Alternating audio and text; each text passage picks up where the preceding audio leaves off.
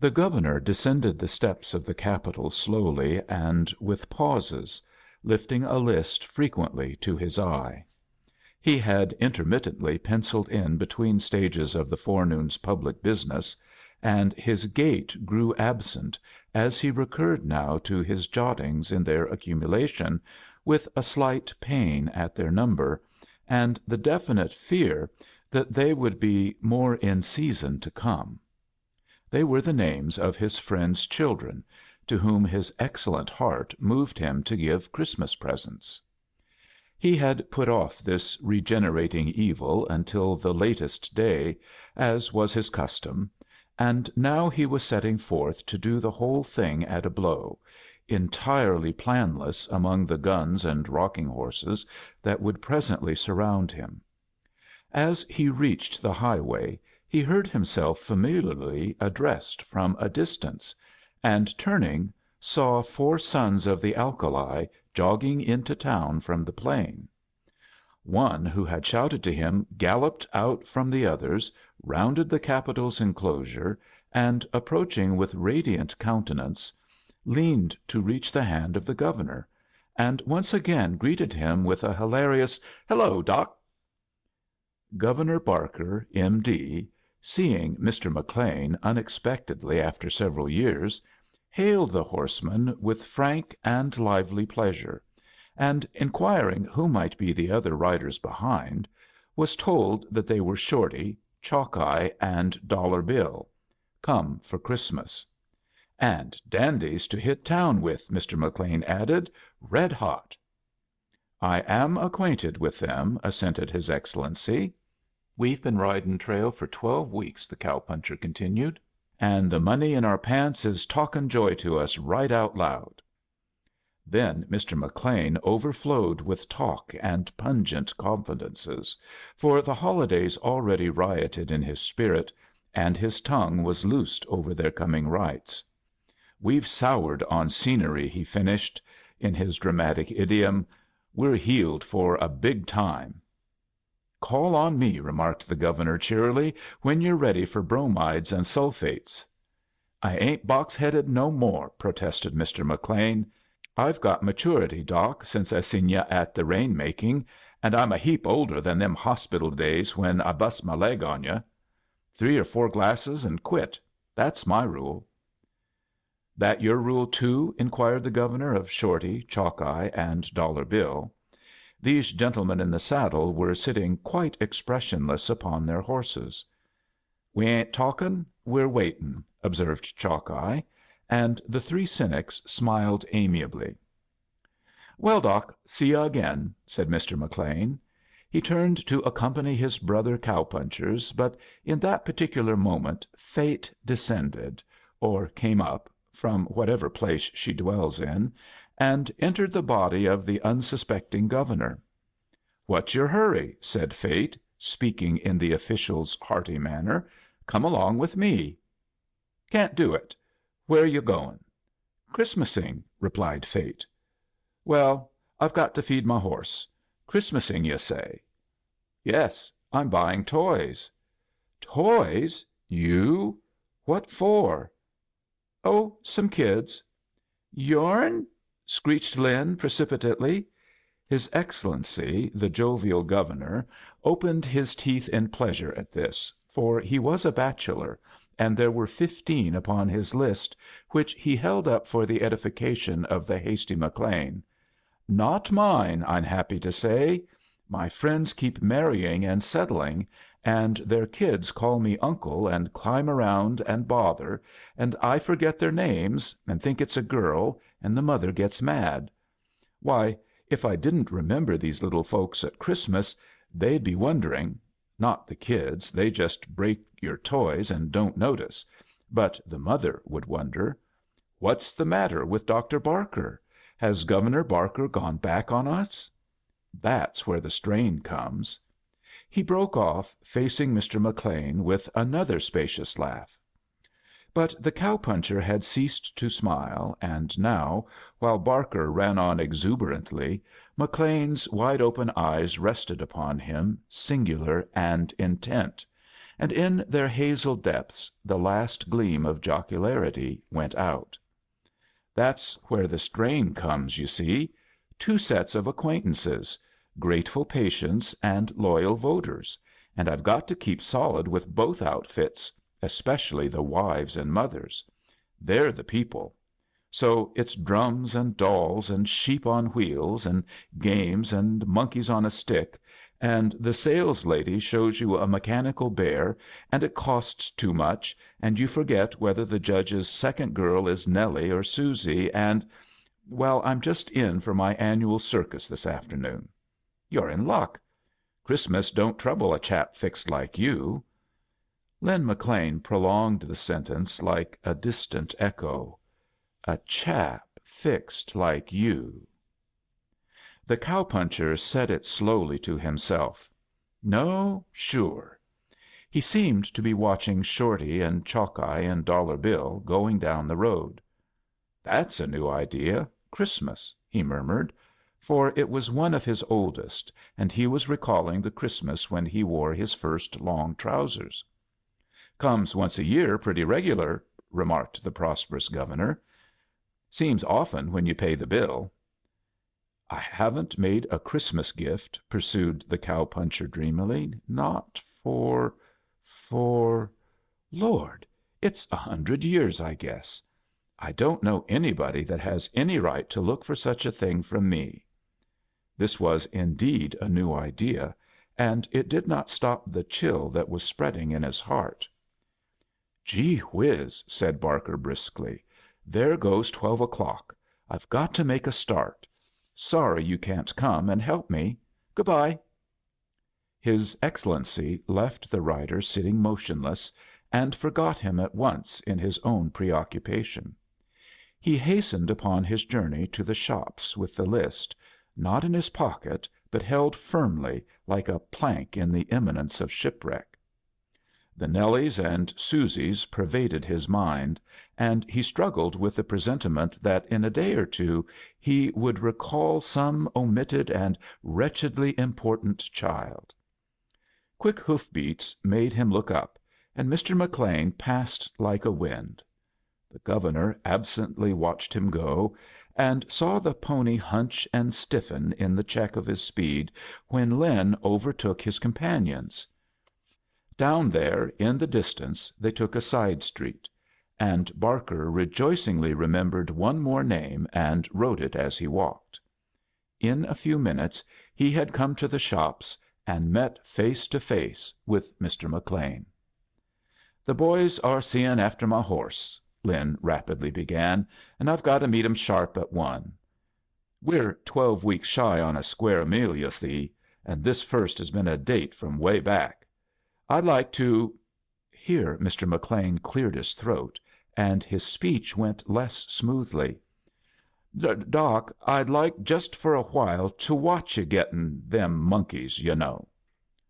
The Governor expressed his agreeable surprise at this change of mind, and was glad of McLean's company and judgment during the impending selections. A picture of a cow puncher and himself discussing a couple of dolls rose nimbly in Barker's mental eye, and it was with an imperfect honesty that he said, "You'll help me a heap." And Lin, quite sincere, replied, "Thank you." So together these two went Christmasing in the throng. Wyoming's chief executive knocked elbows with the spurred and jingling waif, one man as good as another in that raw, hopeful, full-blooded cattle era which now the sobered West remembers as the days of its fond youth. For one man has been as good as another in three places: Paradise before the fall, the Rocky Mountains before the wire fence, and the Declaration of Independence. And then this Governor, besides being young, almost as young as Lin McLean, or the Chief Justice, who lately had celebrated his 32nd birthday, had in his doctoring days at Drybone known the cow puncher with that familiarity which lasts a lifetime without breeding contempt. Accordingly, he now laid a hand on Lin's tall shoulder and drew him among the petticoats and toys.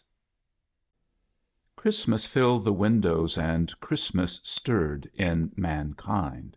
Cheyenne, not overzealous in doctrine or litanies, and with the opinion that a world in the hand is worth two in the bush, nevertheless was flocking together, neighbor to think of neighbor, and every one to remember the children. A sacred assembly, after all, gathered to rehearse unwittingly the articles of its belief, the creed and doctrine of the child. Lynn saw them hurry and smile among the paper fairies.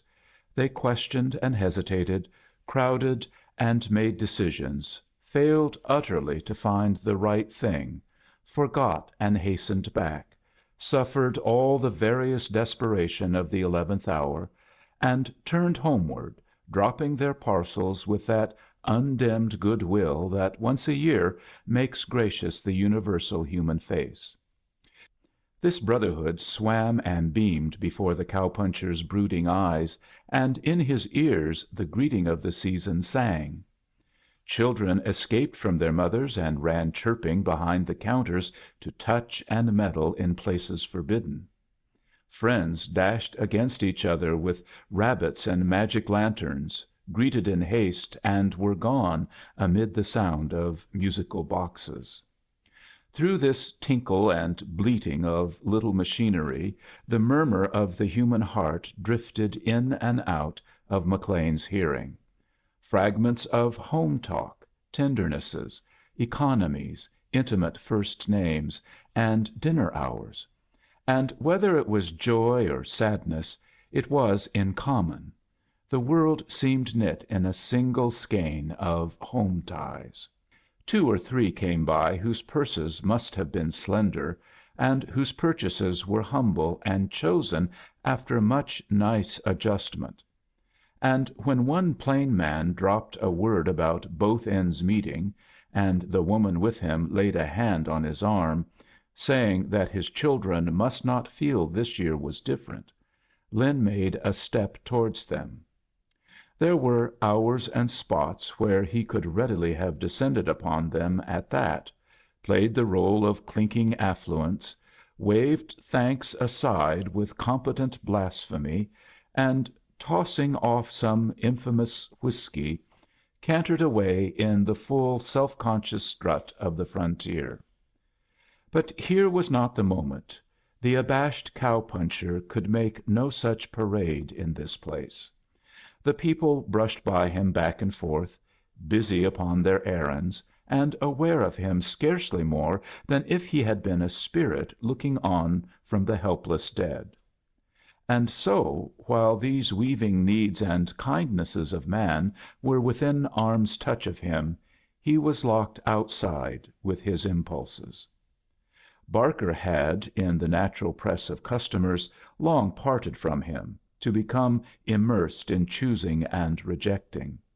And now, with a fair part of his mission accomplished, he was ready to go on to the next place, and turned to beckon McLean. He found him obliterated in a corner, beside a life-sized image of Santa Claus, standing as still as the frosty saint. "He looks livelier than you do," said the hearty Governor. "'Fraid it's been slow waiting." "No," replied the cow puncher thoughtfully. "No, I guess not." This uncertainty was expressed with such gentleness that Barker roared. "You never did lie to me," he said, "long as I've known you. Well, never mind. I've got some real advice to ask you now." At this Mr. McLean's face grew more alert. "Say, Doc," said he, "what do you want for Christmas that nobody's likely to give you?" "A big practice, big enough to interfere with my politics." "What else? Things and truck, I mean." "Oh, nothing I'll get. People don't give things much to fellows like me." "Don't they? Don't they?" "Why, you and Santa Claus weren't putting up any scheme on my stocking." "Well?" "I believe you're in earnest," cried his Excellency. "That's simply rich." Here was a thing to relish. The frontier comes to town, heeled for a big time, finds that presents are all the rage, and must immediately give somebody something. O childlike, miscellaneous frontier! So thought the good‐hearted Governor, and it seems a venial misconception. My dear fellow, he added, meaning as well as possible, I don't want you to spend your money on me.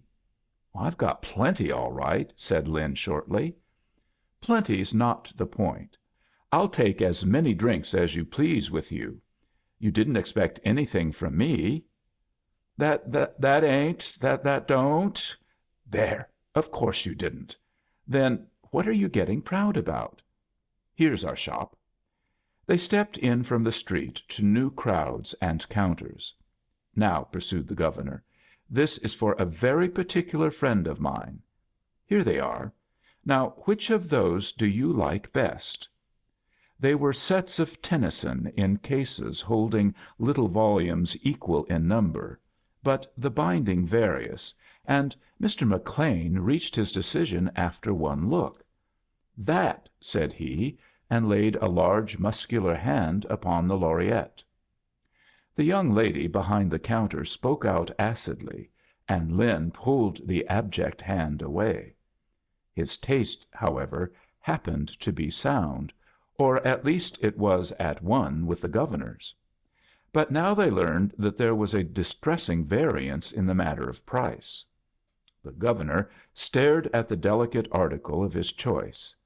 "I know that Tennyson is what's wanted," he muttered, and, feeling himself nudged, looked round and saw Lin's extended fist. This gesture he took for a facetious sympathy, and, dolorously grasping the hand, found himself holding a lump of bills. Sheer amazement relaxed him, and the cow‐puncher's matted wealth tumbled on the floor in sight of all people. Barker picked it up and gave it back. "No, no, no, no," he said, mirthful over his own inclination to be annoyed. "You can't do that. I'm just as much obliged, Lin," he added. "Just as a loan, Doc. Some of it. I'm grass‐bellied with spot cash." A giggle behind the counter disturbed them both, but the sharp young lady was only dusting. The Governor at once paid haughtily for Tennyson's expensive works, and the cow‐puncher pushed his discountenanced savings back into his clothes. Making haste to leave the book department of this shop, they regained a mutual ease, and the Governor became waggish over Lin's concern at being too rich. He suggested to him the list of delinquent tax‐payers and the latest census from which to select indigent persons. He had patients, too, whose inveterate pennilessness he could swear cheerfully to. "Since you want to bolt from your own money," he remarked. "Yes, I'm a green horse," assented Mr. McLean, gallantly. "Ain't used to the looks of a $20 bill, and I shy at 'em." From his face, that jocular mask, one might have counted him the most serene and careless of vagrants, and in his words only the ordinary voice of banter spoke to the Governor.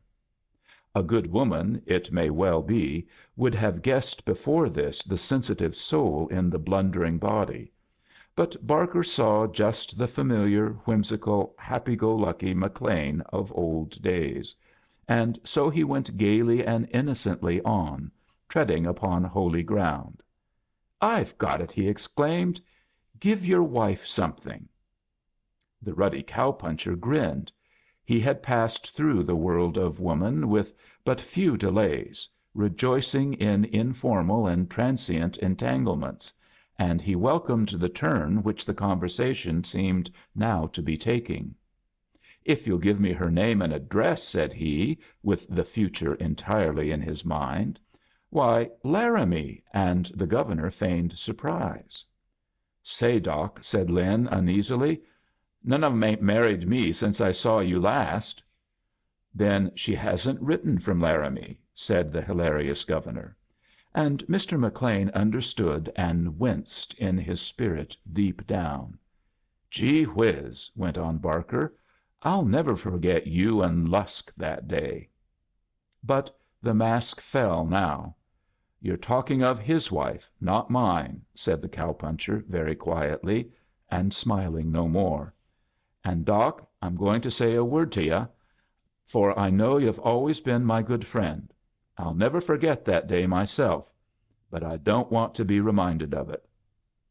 "I'm a fool, Lin," said the Governor, generous instantly. "I never supposed " "I know yu' didn't, Doc. It ain't you that's the fool.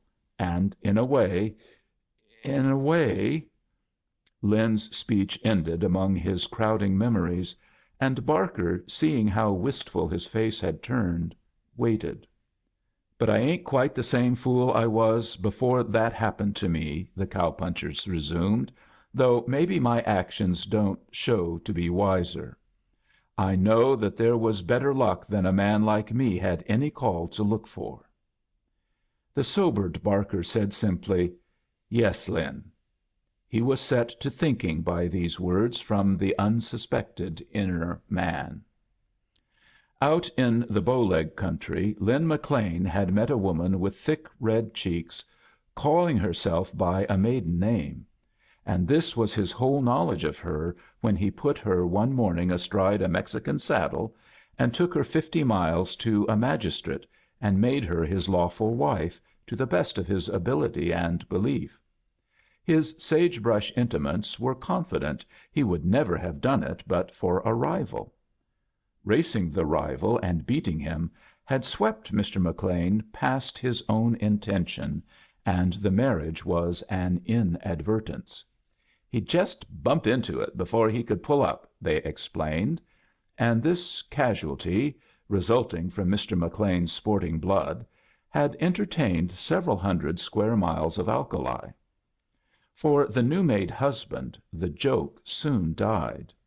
In the immediate weeks that came upon him he tasted a bitterness worse than in all his life before, and learned also how deep the woman, when once she begins, can sink beneath the man in baseness. That was a knowledge of which he had lived innocent until this time. But he carried his outward self serenely, so that citizens in Cheyenne who saw the cow puncher with his bride argued shrewdly that men of that sort liked women of that sort, and before the strain had broken his endurance an unexpected first husband named Lusk had appeared one Sunday in the street, prosperous, forgiving, and exceedingly drunk. To the arms of Lusk she went back in the public street, deserting McLean in the presence of Cheyenne; and when Cheyenne saw this, and learned how she had been Mrs. Lusk for 8 long, if intermittent years, Cheyenne laughed loudly.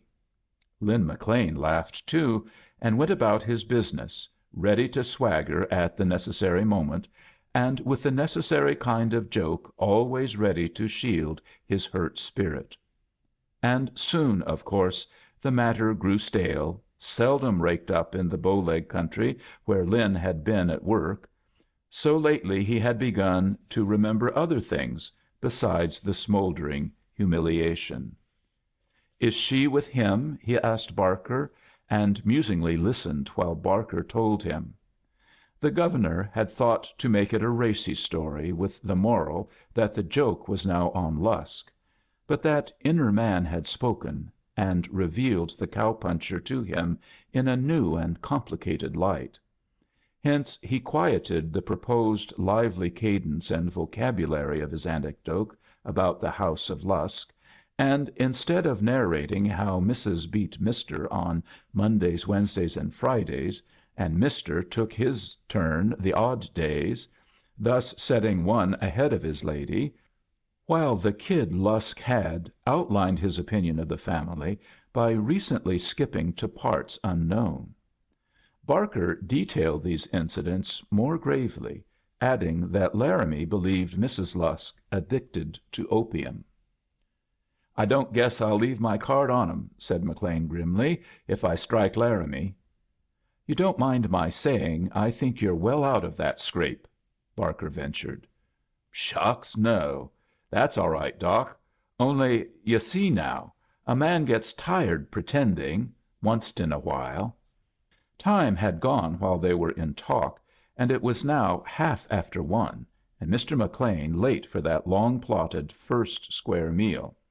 So the friends shook hands, wishing each other Merry Christmas, and the cow puncher hastened toward his chosen companions through the stirring cheerfulness of the season. His play hour had made a dull beginning among the toys. He had come upon people engaged in a pleasant game, and waited, shy and well disposed, for some bidding to join; but they had gone on playing with one another and left him out. And now he went along in a sort of hurry to escape from that loneliness where his human promptings had been lodged with him useless. Here was Cheyenne, full of holiday for sale, and he with his pockets full of money to buy. And when he thought of Shorty and Chalkeye and Dollar Bill, those dandies to hit town with, he stepped out with a brisk false hope. It was with a mental hurrah and a foretaste of a good time coming that he put on his town clothes, after shaving and admiring himself, and sat down to the square meal. He ate away and drank with a robust imitation of enjoyment that took in even himself at first. But the sorrowful process of his spirit went on, for all he could do. As he groped for the contentment which he saw around him, he began to receive the jokes with counterfeit mirth.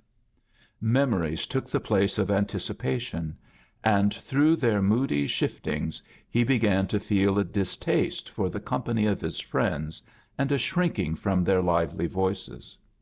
He blamed them for this at once. He was surprised to think he had never recognized before how light a weight was Shorty, and here was Chalkeye, who knew better, talking religion after 2 glasses. Presently this attack of noticing his friend's shortcomings mastered him, and his mind, according to its wont, changed at a stroke. "I'm celebrating no Christmas with this crowd," said the inner man; and when they had next remembered Lynn McLean in their hilarity, he was gone. Governor Barker, finishing his purchase at 3:30, went to meet a friend come from Evanston. Mr. McLean was at the railway station buying a ticket for Denver. "Denver!" exclaimed the amazed Governor. "That's what I said," stated Mr. McLean, doggedly. "Sufferin' Moses!" said his Excellency. "What are you going to do there?" "Get good and drunk." "Can't you find enough whiskey in Cheyenne?" "I'm drinking champagne this trip." The cow puncher went out on the platform and got aboard, and the train moved off. Barker had walked out too in his surprise, and as he stared after the last car Mr. McLean waved his wide hat defiantly and went inside the door. "And he says he's got maturity," Barker muttered. "I've known him since '79, and he's kept about 8 years old right along." The Governor was cross and sorry, and presently crosser. His jokes about Lynn's marriage came back to him, and put him in a rage with the departed fool. "Yes, about 8 or 6," said his Excellency, justifying himself by the past. For he had first known Lynn, the boy of 19, supreme in length of limb and recklessness, breaking horses and feeling for an early mustache. Next, when the mustache was nearly accomplished, he had mended the boy's badly broken thigh at Drybone. His skill and Lynn's spotless health had wrought so swift a healing that the surgeon overflowed with the pride of science, and over the bandages would explain the human body technically to his wild-eyed and flattered patient. Thus young Lynn heard all about tibia and comminuted and other glorious new words, and when sleepless would rehearse them. Then, with the bones so nearly knit that the patient might leave the ward on crutches to sit each morning in Barker's room as a privilege, The disobedient child of 21 had slipped out of the hospital and hobbled hastily to the hog ranch, where whiskey and variety waited for a languishing convalescent. Here he grew gay, and was soon carried back with the leg refractured. Yet Barker's surgical rage was disarmed. The patient was so forlorn over his doctor's professional chagrin. "I suppose it ain't no better this morning, Doc," he had said humbly after a new week of bed and weights. "Your right leg's going to be shorter, that's all." "Oh, gosh! I've been and spoiled your comminuted femur. Ain't I a son of a gun?" You could not chide such a boy as this, and in time's due course he had walked jauntily out into the world with legs of equal length after all, and in his stride the slightest halt possible. And Dr. Barker had missed the child's conversation. To day his mustache was a perfected thing, and he in the late end of his twenties. "He'll wake up about noon to morrow in a dive, without a cent," said Barker. "Then he'll come back in a freight and begin all over." At the Denver station Lin McLean passed through the shoutings and omnibuses and came to the beginning of 17th Street, where is the first saloon. A customer was ordering hot Scotch, and because he liked the smell and had not thought of the mixture for a number of years, Lin took hot Scotch. Coming out upon the pavement, he looked across and saw a saloon opposite, with brighter globes and windows more prosperous. That should have been his choice. Lemon peel would undoubtedly be fresher over there, and over he went at once, to begin the whole thing properly. In such frozen weather no drink could be more timely, and he sat, to enjoy without haste its mellow fitness.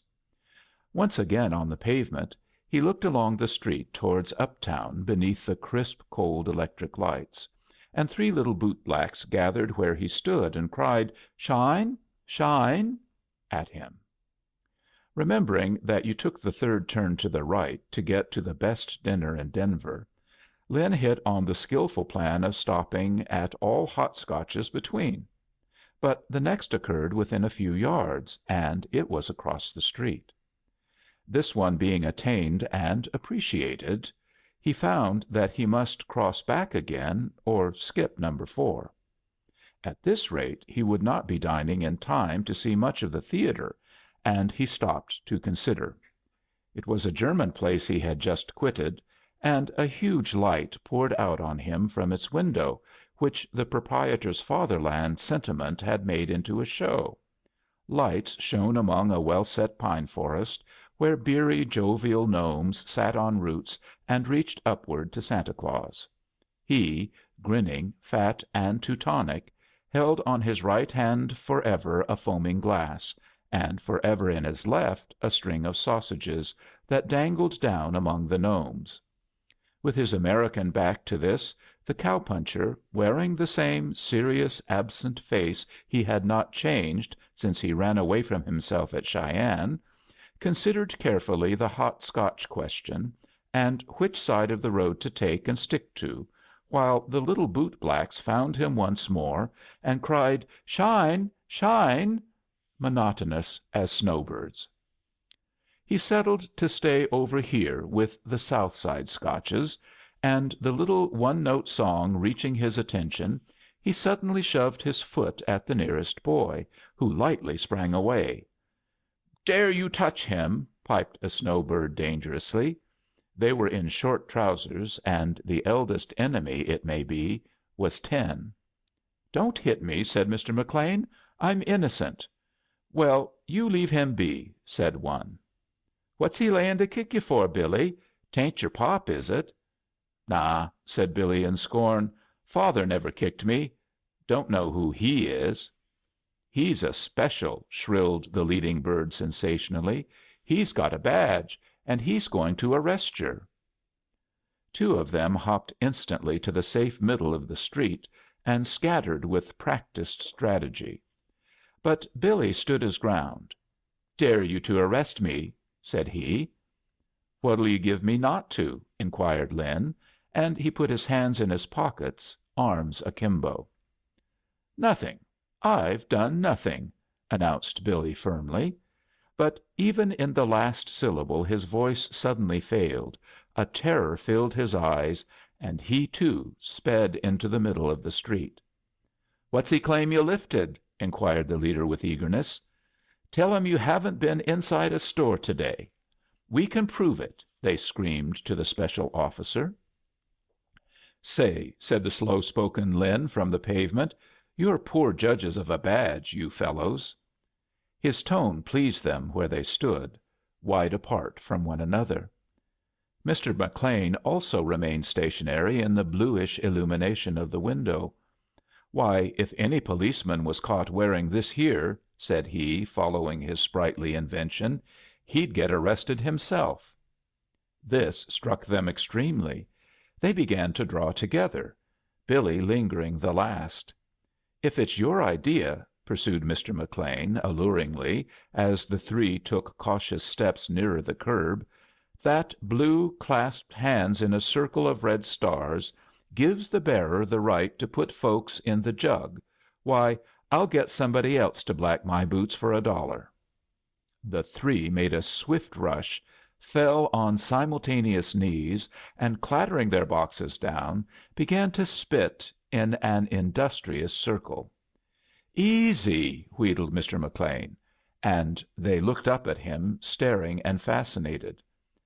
"Not having 3 feet," said the cow puncher, always grave and slow, "I can only give 2 this here job."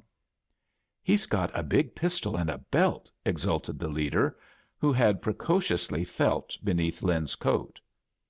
"You're a smart boy," said Lin, considering him, "and you'd find a man out right away. Now you stand off and tell me all about myself while they fix the boots, and $1 goes to the quickest through." Young Billy and his tow‐headed competitor flattened down, each to a boot, with all their might, while the leader ruefully contemplated Mr. McLean. "That's a Colt 45 you've got," ventured he. "Right again. Some day, maybe, you'll be wearing one of your own, if the angels don't pull you before you're ripe."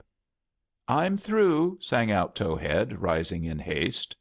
Small Billy was struggling still, but leaped at that, and the two heads bobbing to a level together; and Mr. McLean, looking down, saw that the arrangement had not been a good one for the boots. "Will you kindly referee," said he, forgivingly, to the leader, "and decide which of them smears is the awfulest?" But the leader looked the other way, and played upon a mouth organ. "Well, that saves me money," said Mr. McLean, jingling his pocket. "I guess you've both won." He handed each of them $1. "Now," he continued, "I just dassn't show these boots up town. So this time it's $1 for the best shine." The two went palpitating at their brushes again, and the leader played his mouth organ with brilliant unconcern. Lin, tall and brooding, leaned against the jutting sill of the window, a figure somehow plainly strange in town, while through the bright plate glass Santa Claus, holding out his beer and sausages, perpetually beamed. Billy was laboring gallantly, but it was labor, the cow puncher perceived, and Billy no seasoned expert. "See here," said Lin, stooping, "I'll show you how it's done. He's playing that tune cross‐eyed enough to steer anybody crooked. There. Keep your blacking soft, and work with a dry brush." "Lemme," said Billy. "I've got to learn." So he finished the boot his own way with wiry determination, breathing and repolishing; and this event was also adjudged a dead heat, with results gratifying to both parties. So here was their work done, and more money in their pockets than from all the other boots and shoes of this day; and Towhead and Billy did not wish for further trade, but to spend this handsome fortune as soon as might be. Yet they delayed in the brightness of the window, drawn by curiosity near this new kind of man, whose voice held them and whose remarks dropped them into constant uncertainty. Even the omitted leader had been unable to go away and nurse his pride alone. "Is that a secret society?" inquired Towhead, lifting a finger at the badge. Mr. McLean nodded. "Turrible," said he. "You're a Wells Fargo detective," asserted the leader. "Play your harp," said Lin. "Are you a desperado?" whispered Towhead. "Oh, my!" observed Mr. McLean, sadly. "What has our Jack been reading?" "He's a cattleman!" cried Billy. "I seen his heels." "That's you," said the discovered puncher, with approval. "You'll do. But I bet you can't tell me what we wearers of this badge have sworn to do this night." At this they craned their necks and glared at him. "We are sworn don't you jump now and give me away sworn to blow off 3 bootblacks to a dinner." "Aw, pshaw!" They backed away, bristling with distrust. "That's the oath, fellows. You may as well make your minds up, for I have it to do." "Dare you to? Ah!" "And after dinner it's the Opera House to see 'The Children of Captain Grant.'" They screamed shrilly at him, keeping off beyond the curb. "I can't waste my time on such smart boys," said Mr. McLean, rising to his full height from the window sill. "I am going somewhere to find boys that ain't so turruble quick stampeded by a roast turkey." He began to lounge slowly away, serious as he had been throughout, and they, stopping their noise short, swiftly picked up their boxes and followed him. Some change in the current of electricity that fed the window disturbed its sparkling light, so that Santa Claus, with his arms stretched out behind the departing cow puncher, seemed to be smiling more broadly from the midst of his lingering brilliance. On their way to Turkey, the host and his guests exchanged but few remarks. He was full of goodwill, and threw off a comment or two that would have led to conversation under almost any circumstances save these. But the minds of the guests were too distracted by this whole state of things for them to be capable of more than keeping after Mr. McLean in silence, at a wary interval, and with their mouths, during most of the journey, open. The badge, the pistol, their patron's talk, and the unusual dollars wakened wide their bent for the unexpected, their street affinity for the spur of the moment. They believed slimly in the turkey part of it, but what this man might do next, to be there when he did it, and not to be trapped, kept their wits jumping deliciously. So when they saw him stop, they stopped instantly, too, 10 feet out of reach. This was Denver's most civilized restaurant, that one which Mr. McLean had remembered, with foreign dishes and private rooms, where he had promised himself, among other things, champagne.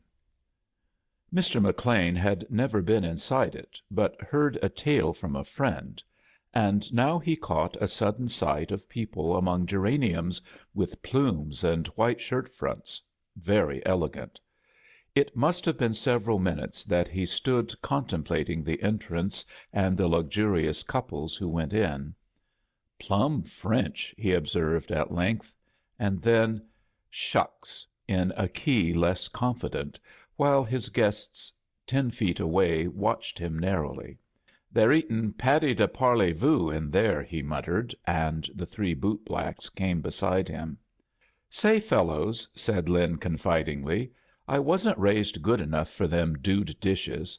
What do yu' say? I'm after a place where yu' can mention oyster stew without givin' anybody a fit. What do yu' say, boys?" That lighted the divine spark of brotherhood. "Ah, you come along with us. We'll take yer. You don't want to go in there. We'll show yer the boss place in Market Street. We won't lose yer." So, shouting together in their shrill little city trebles, they clustered about him, and one pulled at his coat to start him. He started obediently, and walked in their charge, they leading the way. "Christmas is comin' now, sure," said Lin, grinning to himself. It ain't exactly what I figured on." It was the first time he had laughed since Cheyenne, and he brushed a hand over his eyes that were dim with the new warmth in his heart. Believing at length in him and his turkey, the alert street faces, so suspicious of the unknown, looked at him with ready intimacy as they went along. And soon, in the friendly desire to make him acquainted with Denver, the three were patronizing him. Only Billy, perhaps, now and then stole at him a doubtful look. The large country mouse listened solemnly to his three town mice, who presently introduced him to the place in Market Street. It was not Boss, precisely, and Denver knows better neighborhoods; but the turkey and the oyster stew were there, with catsup and vegetables in season, and several choices of pie. Here the country mouse became again efficient, and to witness his liberal mastery of ordering and imagine his pocket and its wealth, which they had heard and partly seen, renewed in the guests a transient awe. As they dined, however, and found the host as frankly ravenous as themselves, this reticence evaporated, and they all grew fluent with oaths and opinions. At one or two words, indeed, Mr. McLean stared and had a slight sense of blushing.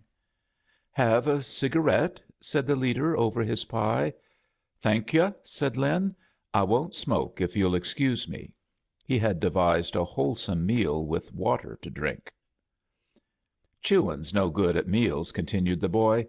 "Don't you use terbacker?" "Onced in a while." The leader spat brightly. "He ain't learned yet," said he, slanting his elbows at Billy, and sliding a match over his rump. "But beer, now, I never seen anything in it." He and Towhead soon left Billy and his callow profanities behind, and engaged in a town conversation that silenced him, and set him listening with all his admiring young might. Nor did Mr. McLean join in the talk, but sat embarrassed by this knowledge, which seemed about as much as he knew himself. "I'll be goshed," he thought, "if I'd caught on to half that when I was streaking about in short pants. Maybe they grow up quicker now." But now the country mouse perceived Billy's eager and attentive apprenticeship. "Hello, boys," he said. "That theatre's got a big start on us." They had all forgotten he had said anything about theatre, and other topics left their impatient minds while the country mouse paid the bill and asked to be guided to the opera house. "This man here will look out for your blackening truck and let yu' have it in the morning." They were very late. The spectacle had advanced far into passages of the highest thrill, and Denver's eyes were riveted upon a ship and some icebergs. The party found its seats during several beautiful limelight effects, and that remarkable fly buzzing of violins which is pronounced so helpful in times of peril and sentiment. The children of Captain Grant had been tracking their father all over the equator and other scenic spots, and now the North Pole was about to impale them. The captain's youngest child, perceiving a hummock rushing at them with a sudden motion, loudly shouted, "Sister, the ice is closing in!" And Sister replied chastely, "Then let us pray." It was a superb tableau. The ice split, and the sun rose and joggled at once to the zenith. The act drop fell, and male Denver, wrung to its religious deeps, went out to the rum shop. Of course, Mr. McLean and his party did not do this. The party had applauded exceedingly the defeat of the elements, and the leader, with Towhead, discussed the probable chances of the ship's getting farther south in the next act. Until lately, Billy's doubt of the cow puncher had lingered, but during this intermission whatever had been holding out in him seemed won, and in his eyes, that he turned stealthily upon his unconscious, quiet neighbor, shone the beginnings of hero worship. "Don't you think this is splendid?" said he. "Splendid," Lin replied, a trifle remotely. Don't you like it when they all get balled up and get out that way?" "Hmm," said Lin. "Don't you guess it's just girls, though, that do that?" "What, young fellow?" "Why, all that prayer saying and stuff." "I guess it must be. She said to do it when the ice scared her, and of course a man had to do what she wanted him." "Sure. Well, do you believe they'd 'a' done it if she hadn't been on that boat and clung round and cried and everything, and made her friends feel bad?" "I hardly expect they would," replied the honest Lin; and then, suddenly mindful of Billy, "except there wasn't nothing else they could think of," he added, wishing to speak favorably of the custom. "Why, that chunk of ice weren't so awful big, anyhow. I'd 'a' shoved her off with a pole. Wouldn't you?" "Butted her like a ram!" exclaimed Mr. McLean. "Well, I don't say my prayers any more. I told Mr. Perkins I wasn't a going to, and I think he's a Fludd anyway." "I'll bet he is," said Lin, sympathetically. He was scarcely a prudent guardian. "I told him straight, and he looked at me, and down he flops on his knees. And he made 'em all flop, but I told him I didn't care for them putting up any camp meeting over me. And he says, 'I'll lick you,' and I says, 'Dare you to.' I told him mother kept a licking me for nothing, and I'd not pray for her, not in Sunday school or anywhere else. Do you pray much?" "No," replied Lin, uneasily. "There! I told him a man didn't, and he said then a man went to hell. 'You lie. Father ain't going to hell,' I says. And you'd ought to heard the first class laugh right out loud, girls and boys. And he was that mad. But I didn't care. I came here with 50 cents." "You must have felt like a millionaire." "Ah, I felt all right. I bought papers and sold 'em, and got more and saved, and got my box and blacking outfit. I weren't going to be licked by her just because she felt like it, and she feeling like it most any time. Lemme see your pistol." "You wait," said Lin. "After this show is through, I'll put it on you." "Will you, honest? Belt and everything? Did you ever shoot a bear?" "Lord, lots." "Honest? Silver tips?" "Silver tips, cinnamon, black. And I roped a cub onced." "Oh, I never shot a bear." "You'd ought to try it." "I'm a going to. I'm a going to camp out in the mountains. I'd like to see you when you camp. I'd like to camp with you. Mightn't I some time?" Billy had drawn near to Lin, and was looking up at him adoringly. "You bet," said Lin, and though he did not perhaps entirely mean this, it was with a curiously softened face that he began to look at Billy. As with dogs and his horse, so always he played with what children he met, the few in his sagebrush world. But this was ceasing to be quite play for him, and his hand went to the boy's shoulder. "Father took me camping with him once, the time mother was off. Father gets awful drunk, too. I've quit Laramie for good." Lin sat up, and his hand gripped the boy. "Laramie!" said he, almost shouting. Is your name Lusk?" But the boy had shrunk from him instantly. "You're not going to take me home?" he piteously wailed. "Heavens and heavens!" murmured Lin McLean. "So you're her kid." He relaxed again, down in his chair, his legs stretched their straight length below the chair in front. He was waked from his bewilderment by a brushing under him, and there was young Billy diving for escape to the aisle, like the cornered city mouse that he was. Lin nipped that poor little attempt, and had the limp Billy seated inside again before the two in discussion beyond had seen anything. He had said not a word to the boy, and now watched his unhappy eyes seizing upon the various exits and dispositions of the theatre. Nor could he imagine anything to tell him that would restore the perished confidence. "Why did you head him off?" he asked himself unexpectedly, and found that he did not seem to know. But as he watched the restless and estranged runaway he grew more and more sorrowful. "I just hate him to think that of me," he reflected. The curtain rose, and he saw Billy make up his mind to wait until they should all be going out in the crowd. While the children of Captain Grant grew hotter and hotter upon their father's geographic trail, Lin sat saying to himself a number of contradictions. "He's nothing to me." "What's any of them to me?" Driven to bay by his bewilderment, he restated the facts of the past. "Why, she deserted him and Lusk before she'd ever laid eyes on me. I needn't to bother myself. He wasn't never even my step kid." The past, however, brought no guidance. "Lord, what's the thing to do about this? If I had any home This is a stinkin' world in some respect," said Mr. McLean aloud, unknowingly. The lady in the chair beneath which the cow puncher had his legs nudged her husband. They took it for emotion over the sad fortunes of Captain Grant, and their backs shook. Presently each turned and saw the singular man with untamed, wide open eyes glowing at the stage, and both backs shook again. Once more his hand was laid on Billy. "Say!" The boy glanced at him, and quickly away.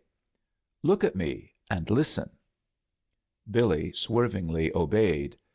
"I ain't after yu', and never was. This here's your business, not mine. Are yu' listening good?" The boy made a nod, and Lin proceeded, whispering, "You've got no call to believe what I say to yu'. You've been lied to, I guess, pretty often. So I'll not stop yu' running and hiding, and I'll never give it away I saw yu'. But yu' keep doing what yu' please. I'll just go now. I've saw all I want, but you and your friends stay with it till it quits. If yu' happen to wish to speak to me about that pistol or bears, you come round to Smith's Palace. That's the boss hotel here, ain't it? And if you don't come too late, I'll not be gone to bed. By this time of night I'm liable to get sleepy. Tell your friends good bye for me, and be good to yourself. I've appreciated your company." Mr. McLean entered Smith's Palace, and, engaging a room with two beds in it, did a little delicate lying by means of the truth. "It's a lost boy, a runaway," he told the clerk. "He'll not be extra clean, I expect, if he does come. Maybe he'll give me the slip, and I'll have a job cut out to morrow. I'll thank you to put my money in your safe." The clerk placed himself at the disposal of the Secret Service, and Lin walked up and down, looking at the railroad photographs for some 10 minutes, when Master Billy peered in from the street. "Hello!" said Mr. McLean, casually, and returned to a fine picture of Pike's Peak. Billy observed him for a space, and, receiving no further attention, came stepping along. "I'm not a going back to Laramie," he stated warningly. "I wouldn't," said Lin. "It ain't half the town Denver is. Well, good night. Sorry you couldn't call sooner. I'm dead sleepy." "Oh!" Billy stood blank. "I wish I'd shook the darned old show. Say, let me black your boots in the morning." "Not sure my train don't go too early." "I'm up. I'm up. I get around to all of 'em." "Where do you sleep?" "Sleeping with the engine man now. Why can't you put that on me to night?" "Going up stairs. This gentleman wouldn't let you go up stairs." But the earnestly petitioned clerk consented, and Billy was the first to hasten into the room. He stood rapturous while Lin buckled the belt around his scanty stomach, and ingeniously buttoned the suspenders outside the accoutrement to retard its immediate descent to earth. "Did you ever kill a man?" asked Billy, touching the 6-shooter. "No, it ain't never had to do that, but I expect maybe it stopped some killing me." "Oh, leave me wear it just a minute." "Do you collect arrowheads? I think they're bully. There's the finest one you've ever seen." He brought out the relic, tightly wrapped in paper, several pieces. I found it myself, camping with father. It was sticking in a crack right on top of a rock, but nobody'd seen it till I came along. Ain't it fine?" Mr. McLean pronounced it a gem. "Father and me found a lot, and they made mother mad lying around, and she throwed 'em out. She takes stuff from Kelley's." "Who's Kelley?" "He keeps the drug store at Laramie. Mother gets awful funny. That's how she was when I came home. For I told Mr. Perkins he lied, and I ran then, and I knowed well enough she'd lick me when she got through her spell, and father can't stop her, and I was sick of it. She's lamed me up twice beating me, and Perkins wanting me to say 'God bless my mother,' a getting up and a going to bed. He's a flubdub. And so I cleared out. But I just as lieves said for God to bless father and you. I'll do it now if you say it's any sense." McLean sat down in a chair. "Don't yu' do it now," said he.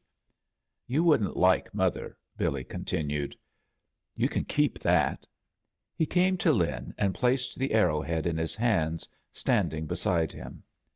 "Do you like birds' eggs? I collect them. I got 25 kinds, sage hen and blue grouse and willow grouse, and lots more kinds harder, but I couldn't bring all them from Laramie.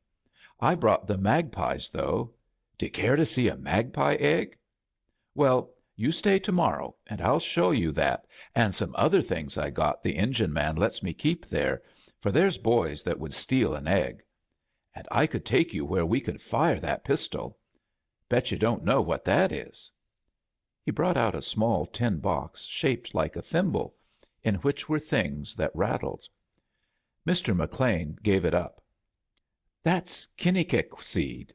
You can have that, for I got some more with the engine man."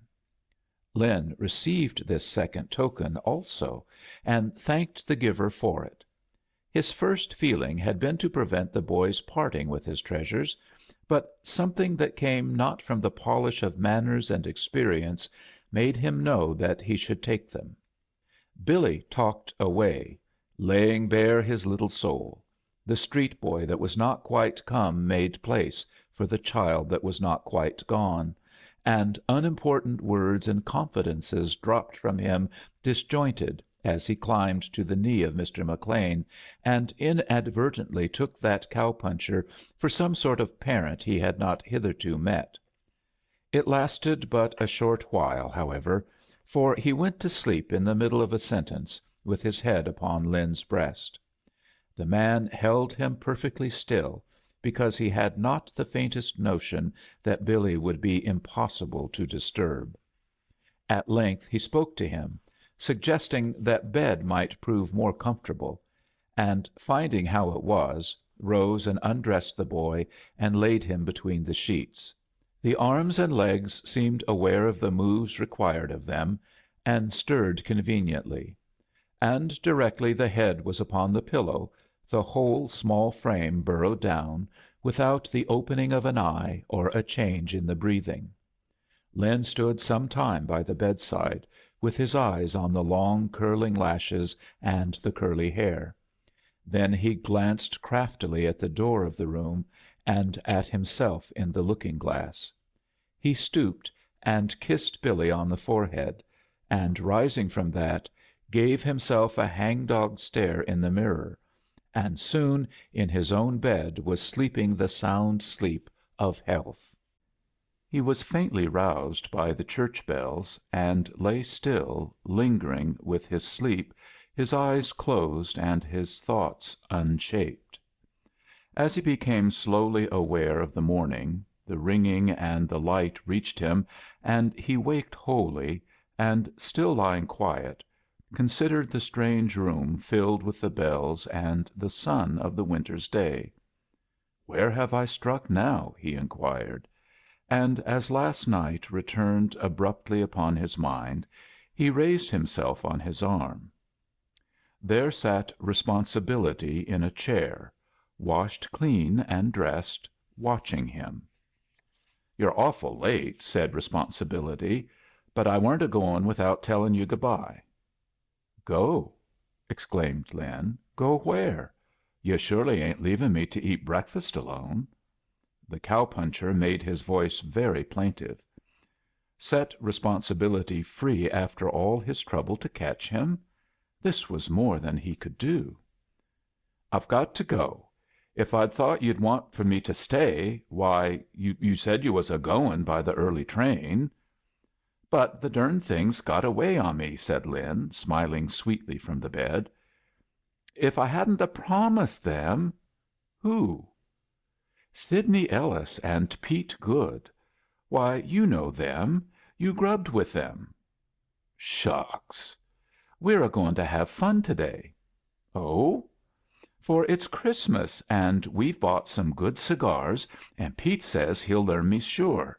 'Course I've smoked some, you know, but I'd just as lieve stay with you if I'd only knowed sooner. I wish you lived here. Did you smoke whole big cigars when you was beginning?" "Do you like flapjacks and maple syrup?" inquired the artful McLean. "That's what I'm figuring on inside 20 minutes." 20 minutes? If they'd wait. See here, Bill. They've quit expecting yu', don't yu' think? I'd ought to waked yu', yu' see, but I slept and kept yu' from meeting your engagements, yu' see, for yu' couldn't go, of course. A man couldn't treat a man that way, now, could he?" "Course he couldn't," said Billy, brightening. "And they wouldn't wait, yu' see. They wouldn't fool away Christmas, that only comes onced a year, kicking their heels and saying, 'Where's Billy?' They'd say, 'Bill has sure made other arrangements, which he'll explain to us at his leisure.' And they'd skip with the cigars." The advocate paused effectively, and from his bolster regarded Billy with a convincing eye. "That's so," said Billy. "And where would you be then, Bill? In the street, out of friends, out of Christmas, and left both ways, no tobaccer and no flapjacks. Now, Bill, what you say to us putting up a Christmas deal together, just you and me?" "I'd like that," said Billy. "Is it all day?" "I was thinking of all day," said Lin. "I'll not make you do anything you'd rather not." "Ah, they can smoke without me," said Billy, with sudden acrimony. "I'll see 'em to morrow." "That's yu'!" cried Mr. McLean. "Now, Bill, you hustle down and tell them to keep a table for us. I'll get my clothes on and follow yu'." The boy went, and Mr. McLean procured hot water and dressed himself, tying his scarf with great care. "Wisht I'd a clean shirt," said he, "but I don't look very bad. Shavin' yesterday afternoon was a good move."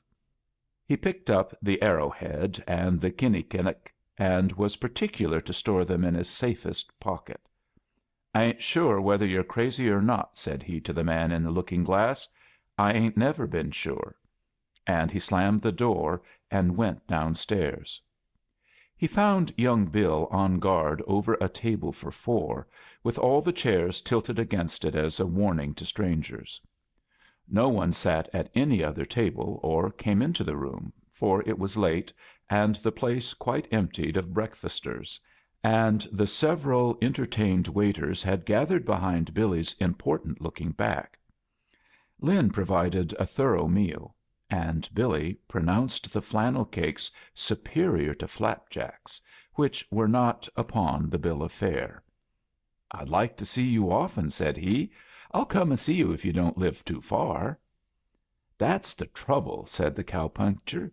"I do, awful far." He stared out of the window. "Well, I might come some time. I wish you'd write me a letter. Can you write?" "What's that? Can I write? Oh, yes." "I can write, and I can read, too. I've been to school in Sidney, Nebraska, and Magaw, Kansas, and Salt Lake. That's the finest town, except Denver."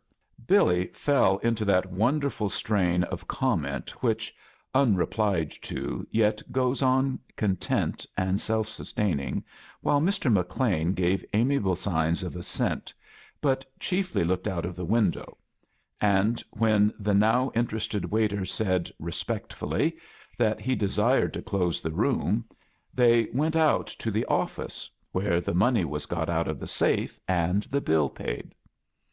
The streets were full of the bright sun, and seemingly at Denver gates stood the mountains. An air crisp and pleasant wafted from their peaks. No smoke hung among the roofs, and the sky spread wide over the city without a stain. It was holiday up among the chimneys and tall buildings, and down among the quiet ground stores below as well. And presently from their scattered pinnacles through the town the bells broke out against the jocund silence of the morning. "Don't you like music?" inquired Billy. "Yes," said Lin. Ladies with their husbands and children were passing and meeting, orderly yet gayer than if it were only Sunday, and the salutations of Christmas came now and again to the cow puncher's ears. But to day, possessor of his own share in this, Lin looked at every one with a sort of friendly challenge, and young Billy talked along beside him. "Don't you think we could go in here?" Billy asked. A church door was open, and the rich organ sounded through to the pavement. "They've good music here, and they keep it up without much talkin' between. I've been in lots of times." They went in and sat to hear the music.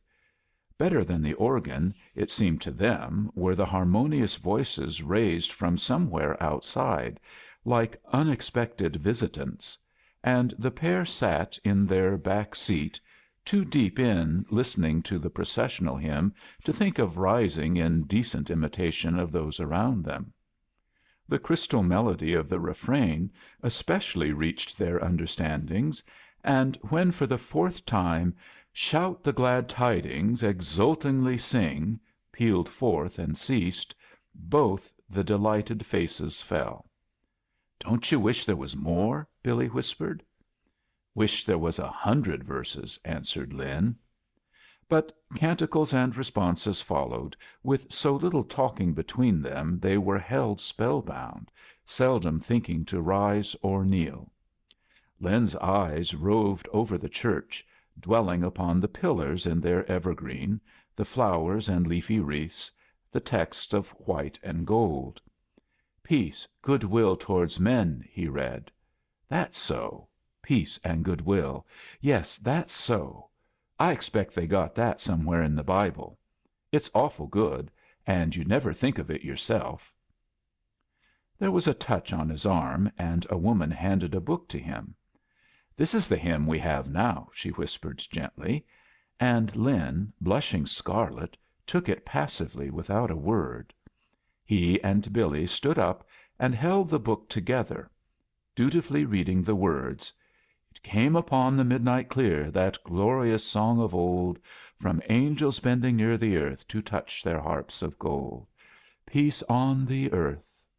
This tune was more beautiful than all, and Lin lost himself in it until he found Billy recalling him with a finger upon the words, the concluding ones: "And the whole world sent back the song which now the angels sing." The music rose and descended to its lovely and simple end, and for a second time in Denver Lin brushed a hand across his eyes. He turned his face from his neighbor, frowning crossly; and since the heart has reasons which reason does not know, he seemed to himself a fool. But when the service was over and he came out, he repeated again, "Peace and goodwill." "When I run on to the Bishop of Wyoming, I'll tell him if he'll preach on them words I'll be there." "Couldn't we shoot your pistol now?" said Billy. "Sure, boy. Ain't you hungry, though?" "No. I wish we were away up there. Don't you?" "The mountains? They look pretty, so white. A heap better'n houses. Why, we'll go up there. There's trains to Golden. We'll shoot around among the foothills." To Golden they immediately went, and after a meal there wandered in the open country until the cartridges were gone, the sun was low, and Billy was walked off his young heels, a truth he learned complete in one horrid moment and battled to conceal. "Lame!" he echoed angrily. "I ain't." "Shucks!" said Lin, after the next 10 steps. "You are, and both feet." "Tell you there's stones here, and I'm just a skipping them." Lin briefly took the boy in his arms and carried him to Golden. "I'm played out myself," he said, sitting in the hotel and looking lugubriously at Billy on a bed, "and I ain't fit to have charge of a hog." He came and put his hand on the boy's head. "I'm not sick," said the cripple. "I tell you I'm bully. You wait and see me eat dinner." But Lin had hot water and cold water and salt, and was an hour upon his knees bathing the hot feet. And then Billy could not eat dinner. There was a doctor in Golden, but in spite of his light prescription and most reasonable observations, Mr. McLean passed a foolish night of vigil while Billy slept, quite well at first, and as the hours passed, better and better. In the morning he was entirely brisk, though stiff. "I couldn't work quick to day," he said, "but I guess one day won't lose me my trade." "How do yu' mean?" asked Lin. "Why, I've got regulars, you know. Sidney Ellis and Pete Goode has theirs, and we don't cut each other. I've got Mr. Daniels and Mr. Fisher and lots, and if you lived in Denver I'd shine your boots every day for nothing. I wish you lived in Denver." "Shine my boots? You'll never! And you don't black Daniels or Fisher or any of the outfit." "Why, I'm doing first rate," said Billy, surprised at the swearing into which Mr. McLean now burst. "And I ain't big enough to get to make money at any other job." "I want to see that engine man," muttered Lin. "I don't like your smoking friend." "Pete Goode? Why, he's awful smart. Don't you think he's smart?" "Smart's nothing," observed Mr. McLean. "Pete has learned me and Sidney a lot," pursued Billy, engagingly. "I'll bet he has," growled the cow puncher, and again Billy was taken aback at his language. It was not so simple, this case. To the perturbed mind of Mr. McLean it grew less simple during the day at Golden, while Billy recovered and talked and ate his innocent meals. The cow puncher was far too wise to think for a single moment of restoring the runaway to his debauched and shiftless parents. Possessed of some imagination, he went through a scene in which he appeared at the Lusk threshold with Billy and forgiveness, and intruded upon a conjugal assault and battery. "Shucks!" said he. "The kid would be off again inside a week. And I don't want him there, anyway."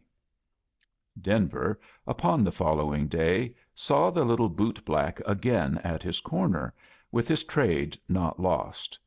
But near him stood a tall, singular man with hazel eyes and a sulky expression.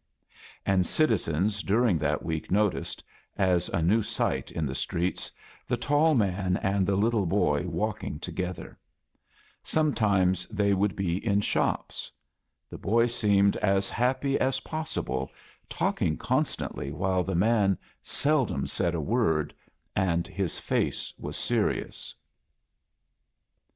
Upon New Year's Eve, Governor Barker was overtaken by Mr. McLean, riding a horse up Hill Street, Cheyenne. "Hello!" said Barker, staring humorously through his glasses. "Have a good drunk?" "Changed my mind," said Lin, grinning. "Proves I've got one. Struck Christmas, all right, though." "Who's your friend?" inquired his Excellency. "This is Mr. Billy Lusk. Him and me have agreed that towns ain't nice to live in. If Judge Henry's foreman and his wife won't board him at Sunk Creek, why, I'll fix it somehow." The cow puncher and his responsibility rode on together towards the open plain. "Sufferin' Moses!" remarked his Excellency.